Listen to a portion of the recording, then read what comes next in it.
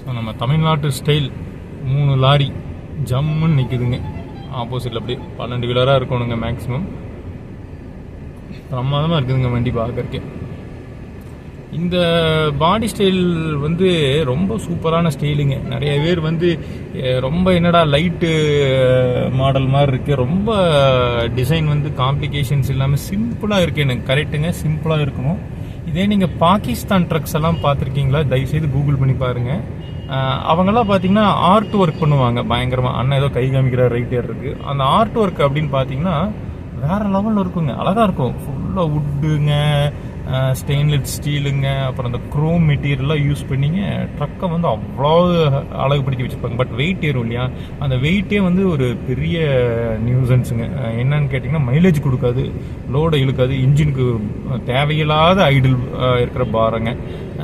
இப்போ நார்த் இந்தியாலையும் பார்த்தீங்கன்னா ட்ரக்ஸ் வந்து பொறுத்தளவுக்கு உங்களுக்கு மேலே பாடி கட்டி விட்டுருப்பாங்க. நீங்கள் பார்த்துருப்பீங்க இல்லையா? கம்ப்ளீட் அந்த கேபின், டிரைவர் கேபின் என்ன ஹைட் இருக்கோ அதுக்கு ஈக்குவலாக பாடி கட்டிங்க, ஏங்கில் போட்டுங்க பயங்கரமாக பண்ணியிருப்பாங்க. அதுவும் டேஞ்சர் தான். டேஞ்சரில் சேஃபாக இருந்தால் கூட உங்களுக்கு மைலேஜ் ஆஸ்பெக்ட்லேயும் வண்டி மெயின்டெனன்ஸ்லாம் ரொம்ப கஷ்டங்க.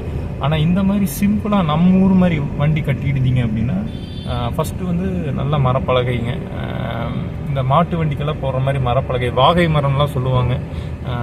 கிட்டத்தட்ட ஒரு சில மரங்கள்லாம் பார்த்தீங்கன்னா அந்த மாட்டுக்கெல்லாம் போடுறாங்க இல்லையா, தோல் பட்டையில் வந்து பார்த்தீங்கன்னா காயமாகக்கூடாதுன்னு சொல்லிங்க அதெல்லாம் ஒரு பர்டிகுலர் மரத்தில் போடுவாங்க. அந்த மரம் வந்து சும்மா இலகுவாக இருக்கும், ரொம்ப சாஃப்டாக இருக்கும், பார்த்தா ஹார்டாக இருக்கிற மாதிரி இருக்கும், ஆனால் லைட்டாக இருக்குங்க, ஸ்ட்ரென்த் இருக்குங்க.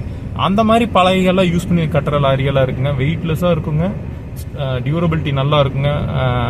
மழைக்கும் வெயிலுக்கும் எத்தனை லோடு போட்டாலும் பெண்ட் ஆகாமல் நல்லா அப்படியே தாங்குங்க. கொஞ்சம் லைட்டாக வளைஞ்சு கொடுத்தும் அதோட மறுபடியும் அது ஷேப் ரீட்டைன் ஆகிக்குங்க. அந்த மாதிரி வண்டியை தான் நம்ம ஊரில் கட்டுறதுங்க. அது வந்து ரொம்ப ரொம்ப சேஃப் தான் ஆக்சுவலாக சொல்ல போனால். நிறைய பேருங்க கம்பெனி பாடி எடுத்து அது வேண்டான்னு அந்த கூண்டை கழட்டி போட்டுங்க அந்த மரப்பலகை போட்டு பாடி போட்டுப்பாங்க. லைஃப் சூப்பராக இருக்குங்க, லைட் வெயிட்டுங்க, அருமையான வண்டிங்க. நம்ம தமிழ்நாட்டு வண்டி தாங்க. டிசைனே நம்ம ஆளுங்க பண்ணுறதாங்க. அதே மாதிரி தான் அந்த கேபினுங்க, உள்ளே நிற்கலாங்க ஒரு ஆளுங்க ஃபுல்லாக. இப்போ இதே வட இந்தியாவில் பார்த்தீங்கன்னா ட்ரக்கில் வந்து நிற்க முடியுமான்னு கேட்டால் டவுட்டு தான். இப்போ ரெண்டாவதெல்லாம் பார்த்தீங்கன்னா ஜன்னல்லாம் ரொம்ப சிறுசாக இருக்குங்க. பட் இங்கே நம்ம ஆளுங்க அப்படி இல்லைங்க, நல்லா ஒரு விசாலமாக கட்டியிருப்பாங்க வண்டியை. ஸோ நம்ம தமிழ்நாடு ட்ரக்ஸ்க்கு இருக்கிற மவுஸே வேறீங்க இந்தியன் லெவலில். ஸோ எனக்கு ரொம்ப பிடிக்கும் தமிழ்நாடு ட்ரக்ஸ். உங்களுக்கும் பிடிக்கும்னு நினைக்கிறேன். பிடிச்சிருந்தா ஒரு லைக்கை போட்டு விடுங்க.